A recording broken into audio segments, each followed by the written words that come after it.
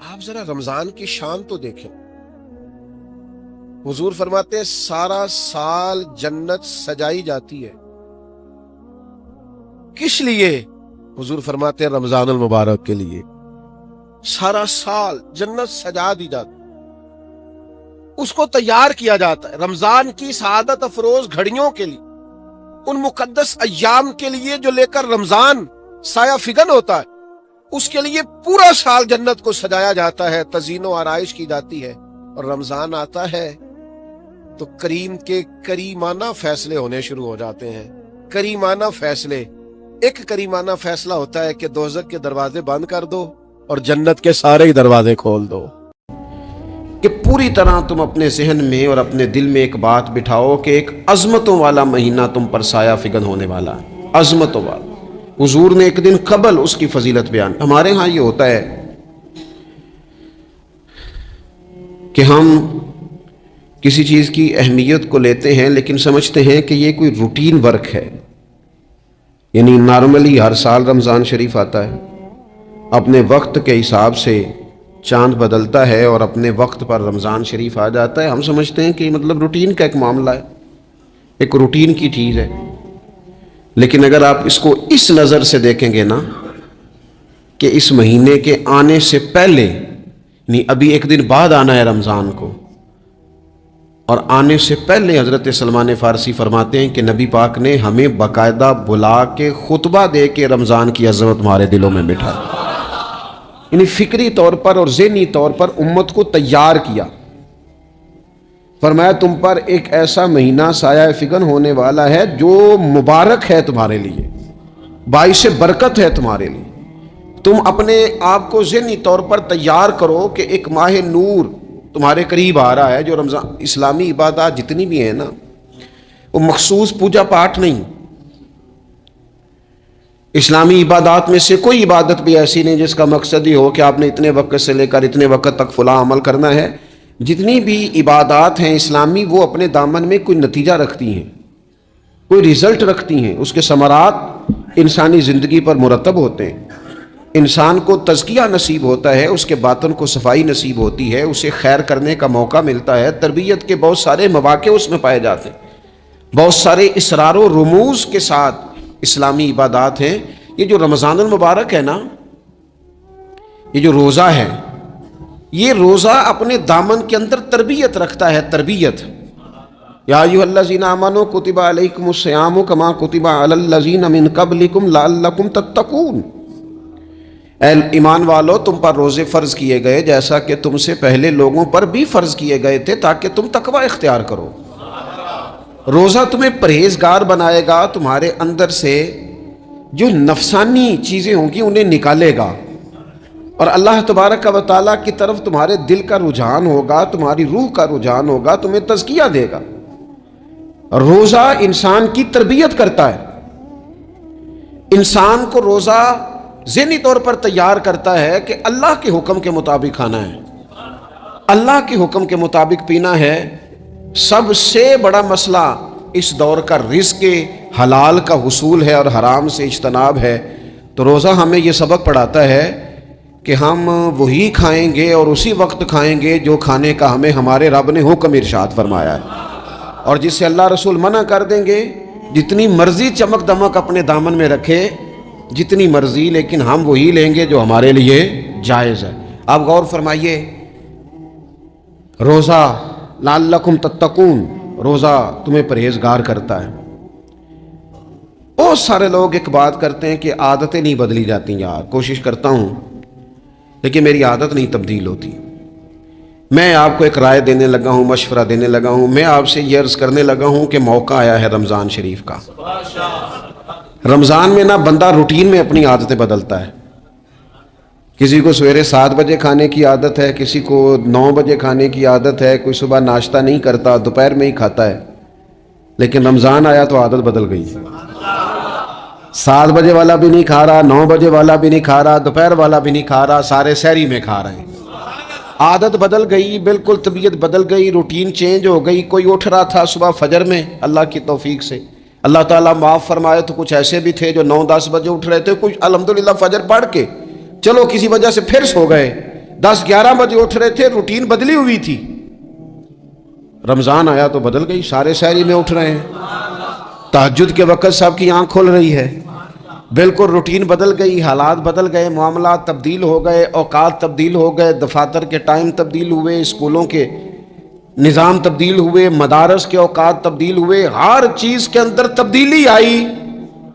माना क्या है कि अल्लाह ने तुम्हें मौका दिया है कि आदतें बदली जा सकती हैं, अपने आप को तब्दील किया जा सकता है, लाइफ स्टाइल को चेंज किया जा सकता है। ये मौका आया है, एक महीना है पूरा, 2-3 दिन 4 दिन आपकी रूटीन बिगड़ जाए ना सोने की, यानी रूटीन से हट के आप सोना जागना शुरू कर दें तो फिर वही रूटीन बन जाती है, फिर उसी तरतीब से इंसान सारे काम करता है। तो रमज़ान में रूटीन चेंज होगी, सारे तहज्जुद में और सहरी में उठेंगे, तो अल्लाह करे ना ये रूटीन कायम रहे।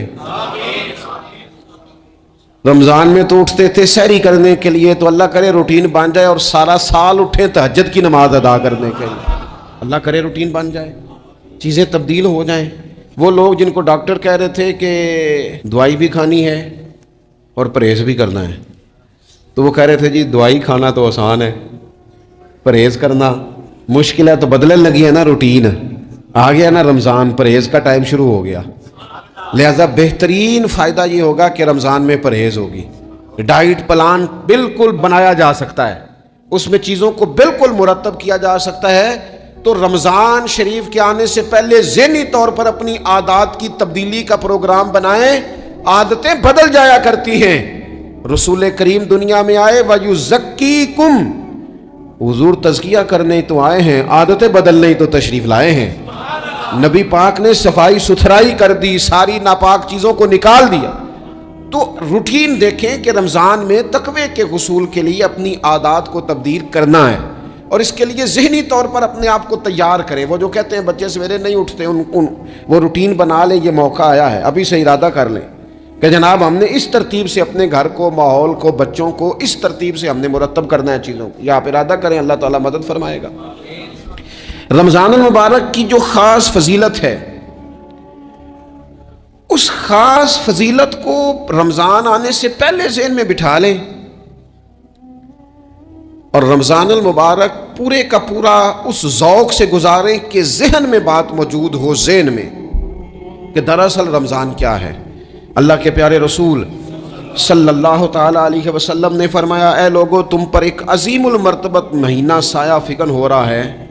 हुजूर फरमाते हैं शहरु मुबारक, फरमाया ये बड़ा बरकत वाला महीना है, ये बरकतें लेके आया है, ये रहमतें लेके आया है, ये अपने साथ इनायात लेके आया।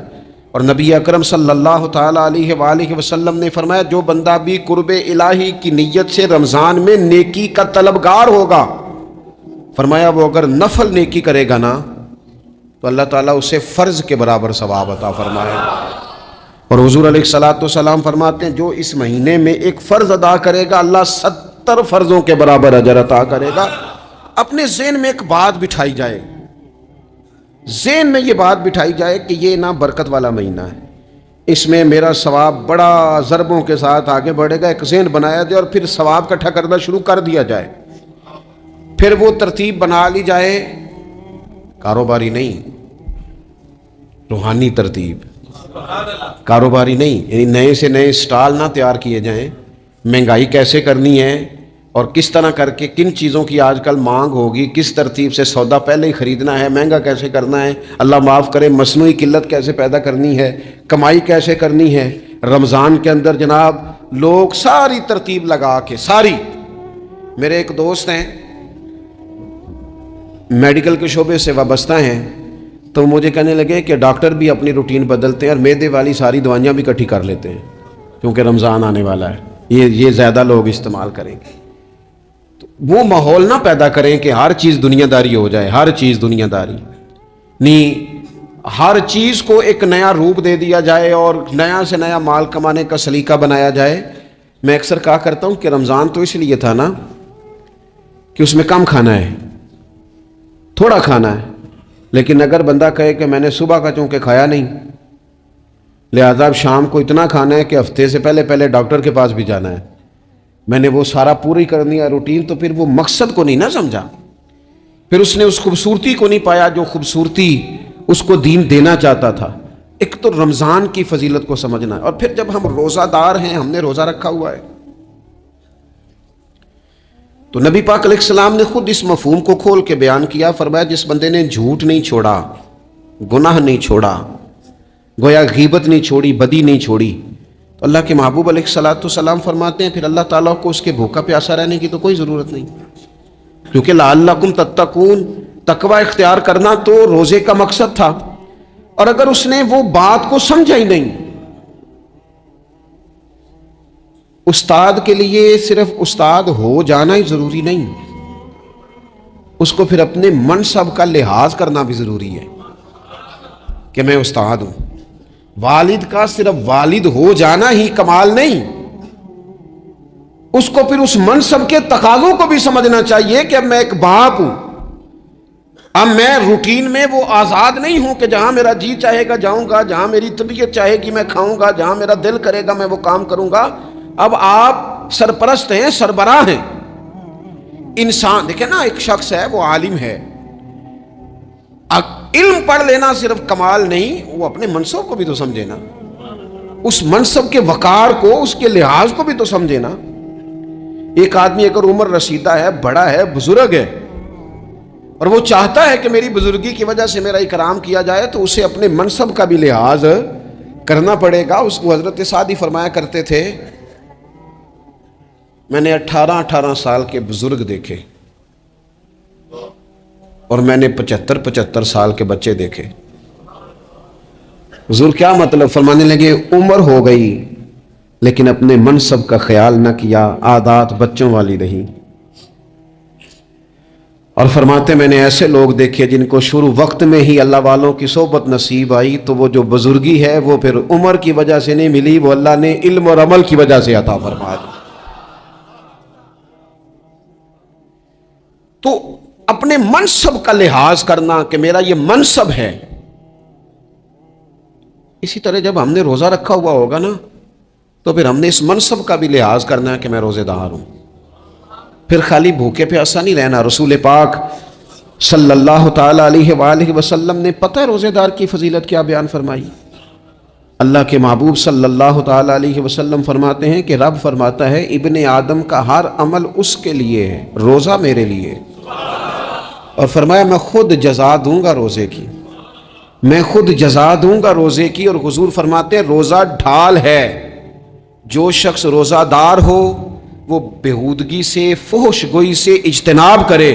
اور اللہ کے محبوب صلی اللہ تعالی علیہ وسلم فرماتے ہیں اگر کوئی شخص اسے گالی دے، اگر کوئی شخص اس سے جھگڑا کرنا چاہے تو پتہ کیا جواب دے؟ اسے کہے بھئی میں روزے دار ہوں، میرے منصب کا تقاضا نہیں کہ میں تیرے ساتھ الجھوں۔ اور رسول پاک صلی اللہ علیہ وسلم فرمانے لگے اوہو اتنی بڑی بات۔ حضور فرمانے لگے، یہ صحیح مسلم کے لفظ ہیں، کریم محبوب فرمانے لگے مجھے اس رب کی عزت کی قسم جس کے قبضے میں محمد عربی صلی اللہ علیہ وسلم کی جان ہے، حضور فرماتے ہیں روزہ دار کے منہ کی خوشبو اللہ تعالیٰ کے نزدیک قیامت کے دن مشک کی خوشبو سے بھی زیادہ وقت والی ہوگی۔ اس کے منہ سے جو خوشبو آتی ہے قیامت میں مشک پیچھے رہ جائے گا، اور رب کی بارگاہ میں صرف روزہ دار کے منہ سے اگر تیرے منہ کی خوشبو رب کو اتنی پسند ہے تو تجھے بھی تو اپنے منصب کا خیال ہونا چاہیے کہ میں نے روزہ رکھا ہوا ہے، میں روزہ دار ہوں۔ اور میرے نبی پاک علیہ السلام کے یہ دو لفظ ہیں نا، وہ صوفیاء ہیں نا، اللہ کے نیک بندے جو ساری زندگی تڑپتے رہے کہ کبھی اے حقیقت منتظر نظر آنا لباس مجاز میں، کبھی مالک ایک دفعہ کبھی تیرا جلوہ ملے، کبھی اے حقیقت منتظر نظر آنا لباس مجاز میں، لاکھوں سجدے تڑپ رہے ہیں میری جبین نیاز میں۔ اور جو ساری زندگی کہتے رہے کہ ہم تو عمر دراز مانگ کے لائے تھے 4 دن، 2 آرزو میں کٹ گئے، 2 انتظار میں، کہ دیکھو انہیں انعام ملنے لگا۔ جو اس کی راہ کے سوالی تھے، جو اس کے رستے کے مسافر تھے، جو اسے پانا چاہتے تھے، جو اس کی دید کرنا چاہتے تھے، جو اسے ملنا چاہتے تھے، میرے رسول پاک علیہ السلام نے فرمایا روزہ دار کو 2 خوشیاں ملیں گی۔ ایک خوشی اس وقت ملتی ہے جب وہ افطار کرتا ہے، اور فرمایا ایک خوشی اس وقت ملے گی جب وہ اپنے رب سے ملاقات کرے گا، جب وہ اس سے ملے گا تو اس وقت روزہ دار کو خوشی ہوگی۔ میرے دوستو، خوشی تو جو ہوگی سو ہوگی، لیکن یہ لفظ بڑے حسین نہیں کہ روزہ دار کی رب سے ملاقات ہوگی، یہی لفظ بڑے باکمال نہیں؟ ایک روایت میں تو یہ ہے نا کہ روزہ میرے لیے ہے، میں اس کی جزا دوں گا، اور ایک روایت میں یہ ہے کہ روزہ میرے لیے ہے اور رب فرماتا ہے میں خود روزے کی جزا ہوں، یعنی باقی نیکیوں پر ثواب ملے گا، روزہ رکھنے والے کو رب رحمان ملے گا۔ نبی اکرم صلی اللہ تعالی علیہ وسلم کے امت کے صوفیاء نے نا کچھ چیزوں کو بڑا کھولا ہے۔ عارف رومی کہتے ہیں کہ ایک دن نا محمود غزنوی نے خزانوں کے دروازے کھول دیے اور فرمایا بھئی میں نے آج ہر چیز کھول دی ہے، جو جس چیز پہ ہاتھ رکھے گا وہ اسی کی ہو جائے گی۔ لوگ دوڑے، کوئی سونے کی طرف، کوئی چاندی کی طرف، کوئی جائیدادوں کی طرف، کوئی خزانے کی کنجیوں کی طرف، کوئی بڑے بہترین گھوڑے اور اونٹوں کی طرف، لوگ دوڑ گئے، جو جس پہ ہاتھ رکھے گا اسی کا، سب بھاگ گئے۔ ایاز بیٹھا ہے، نہ وہ حسن میں رہی شوخیاں، نہ وہ عشق میں رہی گرمیاں، نہ وہ غزنوی میں تڑپ رہی، نہ وہ خم ہے زلف ایاز میں، وہ لذتیں کہاں۔ ایاز چپ کر کے بیٹھا ہے۔ پھر محمود نے ایاز کی طرف مخاطب کر کے کہا ایاز اٹھنا نہیں، آج لوٹ سے لگ گئی ہے، جو جس چیز پہ ہاتھ رکھے گا اسی کی۔ ایاز کہنے لگا بات پکی ہے نا؟ تو محمود خوش تھے، موڈ بڑا اچھا تھا، کہا بالکل پکی ہے۔ تو ایاز کہنے لگے چلو ٹھیک ہے۔ ایاز اٹھے، پیچھے سے جا کے نا تو محمود کے کندھے پہ ہاتھ رکھ دیا، محمود کے کندھے پہ ہاتھ رکھا۔ محمود کہنے لگے یہ کیا بات کا، آپ سے میں نے پوچھا تھا بات پکی ہے، جو جس پہ ہاتھ رکھے گا اسی کا نا۔ تو تھوڑی دیر پہلے مسکراتے چہروں میں آنسو آ گئے، ایاز بھی روئے تو محمود بھی روئے۔ کہا بادشاہ پکا رہنا، وہ جن کو خزانے چاہیے تھے وہ دوڑ گئے، مجھے تو چاہیے۔ لنگ کئی مہینے تے برس گئے تے تیری دید نو دیدے ترس گئے، تیری تو ملے گا۔ تو پھر کہا محمود نے، اس نے کہا میں وعدہ کر چکا تھا، بس ٹھیک ہے، باقیوں کے خزانے اور میں تیرا، طے ہو گئی۔ فرمایا باقی نیکیوں پر ثواب ملے گا، روزہ رکھنے والے کو رب رحمان ملے گا، اللہ کا قرب ملے گا۔ دیکھو نا، وہ خاص انسان کو کیفیت حاصل ہوتی ہے روزے میں، رب کے ہونے کا یقین۔ وہ جو صوفیاء کہتے ہیں نا مراقبہ کرو، وہ نصیب ہوتا ہے۔ یعنی کسی کو کیا پتہ ہے اس کا روزہ ہے کہ نہیں، اکیلا ہے نا گھر میں، فریزر بھرا ہوا ہے، نہیں نہ کھاتا، کیوں؟ اسے پتہ ہے میرا رب میرے ساتھ ہے، میرا رب مجھے دیکھ رہا ہے۔ بس یہ تصور توحید پکا ہو جاتا ہے رمضان، تو پھر اللہ تبارک و تعالیٰ کی بھی خاص رحمت اور کوئی خاص ہی اعزاز۔ حضور فرماتے ہیں جنت کے کئی دروازے ہیں، ایک باب الریان ہے، اس سے صرف روزہ دار گزریں گے۔ آواز ہوگا روزے والے آ جاؤ، وہ آ جائیں گے، فرمایا اس خاص دروازے سے گزرو، جب گزر جائیں گے تو فرمایا بند کر دو بھائی، اور کوئی نہیں گزرے گا یہاں سے، دروازہ ہی مخصوص ہے، ان کا اعزاز ہی ذرا زیادہ ہے۔ تو میرے عزیز، رمضان شریف کے اندر وہ منصب کا بس خیال رکھیں کہ میں روزہ دار ہوں، اس احتیاط کے ساتھ۔ اور دوسری جو رمضان کی چند عبادات ہیں نا، سب سے پہلی تو میں عرض کروں گا تراویح کے حوالے سے، یہ بات یاد رکھ لیں کہ نبی پاک علیہ الصلوۃ والسلام نے فرمایا جس نے ایمان اور احتساب کی نیت کے ساتھ رمضان میں قیام کیا، اللہ اس کے پچھلے سارے گناہوں کو معاف فرما دے گا۔ اور ایک مقام پر نبی پاک صلی اللہ تعالی علیہ وسلم نے بیان کیا، یہ مشکات میں موجود ہے، حضور فرماتے ہیں رمضان اور قرآن دونوں قیامت کے دن بندے کی شفاعت کریں گے۔ رمضان کہے گا یا اللہ میں نے اسے دن بھر کھانا کھانے سے باز رکھا اور تیری بارگاہ کے حکم کے مطابق اس نے اپنے آپ کو ان چیزوں سے بچا کے رکھا، اور قرآن کہے گا مالک رات میں نے اسے نیند سے روکے رکھا۔ کیا مطلب؟ اس نے کھڑے ہو کے عبادت کی، اگرچہ اس سے مراد شارحین حدیث نے تراویح بھی لیا ہے، تہجد کی نماز بھی لیا ہے، صلاۃ اللیل بھی لی ہے، لیکن میرے عزیز یہ خاص ربط ہے قرآن مجید کے ساتھ تراویح کا۔ مسنون ہے رمضان کی راتوں میں قرآن مجید اور تراویح کا پڑھنا۔ اگر تھوڑی سی نا طبیعت میں صرف تبدیلی پیدا کی جائے، میں نے دیکھا ہے کہ جو لوگ کہتے ہیں نا میرا وقت بڑا قیمتی ہے، بڑی ساری جگہوں پہ آپ کو بیٹھنا پڑتا ہے، بیٹھیں آپ 2 گھنٹے بیٹھیں، 3 گھنٹے بیٹھیں۔ میں نے دیکھا ہے لوگ جاتے ہیں کسی دفتر میں تو رات کو ہی چلے جاتے ہیں اس علاقے میں، کھڑے ہیں، پاسپورٹ کے دفتر کھڑے ہیں، شناختی کارڈ کے دفتر کھڑے ہیں، امیگریشن کی لائنوں میں کھڑے ہیں۔ کچھ ذہن تو بنائیں کہ میں نے رات کھڑے رہنا ہے اور اپنے رب کی عبادت کرنی ہے۔ تراویح کو ذرا ذوق سے آپ اگر تھوڑا ارادہ کر لیں گے نا، یعنی کوئی ایسا مشکل کام نہیں، میری تو رائے یہ ہے کہ پہلے 3-4 دن ذرا جم کے ذہن بنائیں اور تھوڑا سا نا روٹین کو بدلنے کی کوشش نہ کریں۔ جس امام صاحب کے پیچھے تراویح شروع کریں، کوشش کریں ساری وہیں پڑھیں۔ روٹین بدلنے سے بھی سستی آتی ہے، ایک دن یہاں گئے، 2 دن وہاں گئے، تو یہ روٹین بدلنے سے بھی بعض اوقات سستی آتی ہے۔ کوشش کریں ایک جگہ پہ قرآن شریف سننا شروع کریں اور پھر پورا قرآن مجید وہیں پہ سنیں اور تھوڑا ذہن بنائیں۔ میں نے دیکھا ہے ہمارے استاد صاحب اس طرح کیا کرتے تھے کہ بہت تھوڑا کھانا افطاری کے وقت، تھوڑا، اور ان سے کہا جاتا آپ بزرگ آدمی ہیں، اتنا کم کھانا کیسے نظام چلے گا؟ تو فرماتے تھے میں 1 چپاتی اور آدھی چپاتی کھا لوں گا لیکن تراویح کے بعد، اب اگر زیادہ کھانا کھاؤں گا تو طبیعت میں سستی آئے گی، میرے لیے کھڑا ہونا مشکل ہو جائے، سادہ سا کھانے کے ساتھ افطاری کی جائے گی۔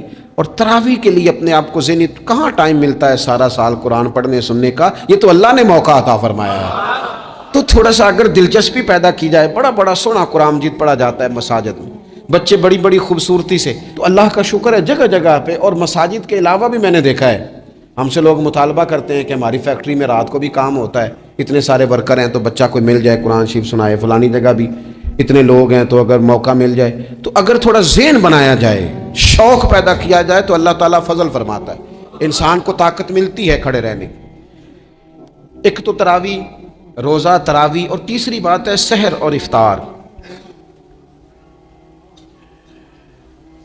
یہ جو سحری اور افطار، یہودی جو تھے نا وہ سحری نہیں کرتے تھے، سحری کا نام و نشان نہیں تھا، روزہ رکھتے سحری نہیں کرتے، تو نبی پاک صلی اللہ تعالیٰ علیہ وسلم نے فرمایا ہمارے اور یہودیوں کے درمیان فرق ہی سحری کا ہے، اور نبی پاک صلی اللہ تعالیٰ علیہ وآلہ وسلم نے فرمایا سحری کھایا کرو، سحری کھانے میں برکت ہے۔ اور اگلی بات سننی آپ نے تو خوش ہو جانا ہے، سحری کو معمولی نہ سمجھے، سحری کرنا عبادت ہے۔ ہاں آپ مت سمجھیں کہ میں روٹی کھا رہا ہوں، یہ تو میرے سامنے دہی رکھا ہوا ہے، یہ تو سالن رکھا ہوا ہے، یہ تو اچار رکھا ہے، تو چپاتیاں رکھی ہیں، سحری کھانا عبادت ہے۔ آپ صبح اٹھے، آپ کی تو روٹین ہی اور تھی، تو 7 بجے کھاتے تھے، 9 بجے کھاتے تھے، یہ جو آپ صبح کھا رہے ہیں اٹھ کے سحری میں، اپنی مرضی سے تھوڑی کھا رہے ہیں، یہ تو کسی کے کہنے سے کھا رہے ہیں، یہ تو کسی کے بٹھائے بیٹھے ہیں۔ یہ جو سحری کا لنگر ہے یہ رب رسول کی رحمت کے ساتھ عطا ہوتا ہے، یہ کرم ہے، یہ اللہ رسول کے بٹھائے بیٹھے۔ کیا میرے رسول پاک صلی اللہ تعالیٰ علیہ وآلہ وسلم نے بات کھولی ہے، ترغیب و ترہیب میں حدیث ہے، اللہ کرے یہ کبھی چسکا لگ جائے، یہ والا مزہ آ جائے، تو پھر تو گھر میں دسترخوان نہیں بچھا ہوا ہوگا، پھر تو رنگ ہی کوئی اور ہوگا۔ حضور فرماتے ہیں اللہ تعالیٰ اور اس کے فرشتے سحری کھانے والوں پر رحمتوں کا نزول فرماتے ہیں۔ کھائی روٹی جا رہی ہے، پکا ہوا کھانا ہے، لیکن حضور فرماتے ہیں رب بھی رحمتیں فرما رہا ہے اور اللہ کے حکم سے فرشتے بھی رحمتوں کا نزول کر رہے ہیں سحری کھانے والوں پر۔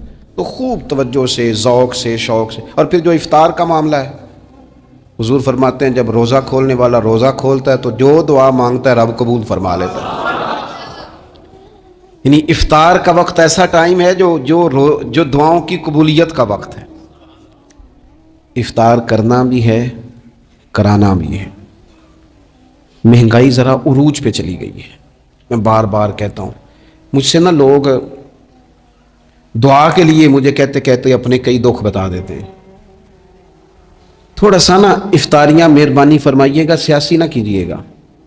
وہ جن سے مال لیتے ہیں، وہ جن کو مال دیتے ہیں، وہ جن سے ووٹ لینے ہیں، وہ جنہوں نے ووٹ لینے ہیں، اس بنیاد پر سحر افطار کے بندوبست نہ کریں رضا الہی کے لیے۔ میرے محبوب فرماتے ہیں جس نے رب کی رضا کے لیے کسی کو افطار کرایا، جتنا ثواب اللہ روزہ رکھنے والے کو دے گا اتنا افطار کرانے والے کو بھی عطا کرے۔ اور ایک حدیث تو آپ پڑھیں گے تو جھوم جائیں گے، سنیں گے تو خوش ہو جائیں گے، المعجم الکبیر میں موجود ہے۔ نبی پاک علیہ السلام فرماتے ہیں جس نے حلال کھانے اور حلال پانی سے کسی کا روزہ افطار کرایا نا، ذرا دیکھنا غریبوں کے گھروں کو جھانکنا، ذرا اپنے عزیزوں میں ایک نظر دوڑا لینا، ذرا رمضان کی نیت کر کے رمضان سے پہلے ہی غرباء تک راشن پہنچا دینا، ان کی فکر دور ہو جائے، وہ پہلی شام ہی اپنے بچوں کے ساتھ آسودہ حال ہو کے بیٹھیں، دیکھ لینا یہ نہ ہو کہ ایک بھائی کھول کے کھا رہا ہو اور دوسرے کے بچے منتظر ہوں کہ آج سحر افطار میں کیا کرنا ہے. اپنے گلی محلے میں دیکھ لینا. ہم اس رسول کے ماننے والے ہیں جنہوں نے فرمایا میں اسے مومن ہی نہیں جانتا جو پیٹ بھر کے کھائے اور اس کا ہمسایہ بھوکا رہ جائے.